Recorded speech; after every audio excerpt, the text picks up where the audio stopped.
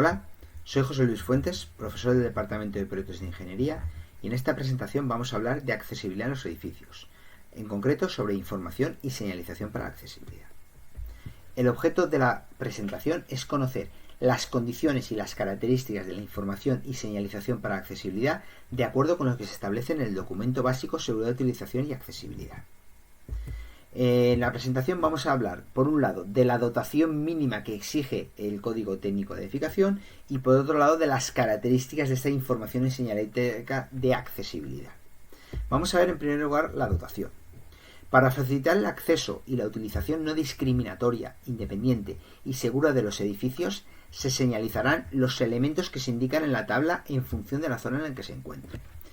En este caso, en las zonas de uso público, tenemos que se señalizarán todos los elementos, es decir, las entradas, los itinerarios accesibles, los ascensores accesibles, las plazas reservadas, las zonas con sistemas adaptados para personas con discapacidad auditiva, las plazas de aparcamiento accesibles, los servicios higiénicos accesibles, los servicios higiénicos de uso general y los itinerarios accesibles que comuniquen la vía pública con cualquier punto de llamada accesible o su ausencia con los puntos de atención accesible. En cambio, en zonas de uso privada se señalizarán obligatoriamente los ascensores accesibles, las plazas reservadas y las zonas con sistemas de dispositivos para personas con discapacidad auditiva y las plazas de aparcamiento accesible. Así como, cuando existan varias entradas al edificio, las entradas al edificio accesible y los itinerarios accesibles cuando existen varios recorridos alternativos. Vamos a ver a continuación qué características tienen que tener esos elementos o algunos de estos elementos. En primer lugar, conozcamos qué es el SIA, que es el Símbolo Internacional de Accesibilidad. Está destinado a identificar zonas adaptadas a personas con discapacidad. Consiste en un cuadro azul con la imagen estilizada de una persona en silla de ruedas de color blanco. Fue diseñado en el año 68 por Susan Querford y las características y dimensiones del SIA se establecen en la norma UNE 41501 del año 2002. Las entradas accesibles al edificio, los itinerarios accesibles, las plazas de aparcamiento accesibles y los servicios higiénicos accesibles, ya sea una accesible, las cabinas de vestuario y las duchas accesibles, se señalizarán mediante el símbolo SIA, complementado en su caso con la flecha direccional correspondiente.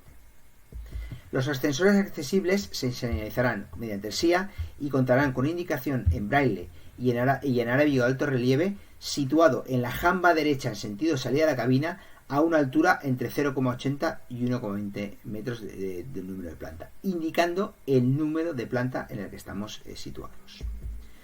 Los servicios higiénicos de uso general se señalizarán con pictogramas con relieve que indicarán el sexo del vestuario y tendrán un contraste cromático con las paredes donde están situados. Se situarán a una altura entre 80 y 1,20 metros del suelo. Se situarán junto al marco y a la derecha de la puerta en el sentido de entrada. Las bandas señalizadoras visuales y táctiles que se colocan en los pavimentos tendrán un color contrastado con el resto del pavimento y tendrán un pequeño relieve. En este caso, de altura 3 milímetros más menos 1 de tolerancia en interiores y 5 más menos 1 milímetros de tolerancia en exteriores. En este caso, estas bandas se colocarán en el inicio, en el arranque y en el final de una escalera, tendrán 80 centímetros de longitud, se situarán 80 centímetros de longitud en el sentido de la marcha, se tendrán toda la anchura del itinerario, en este caso de la escalera, y en este caso las acanaladuras serán perpendiculares al eje de la escalera.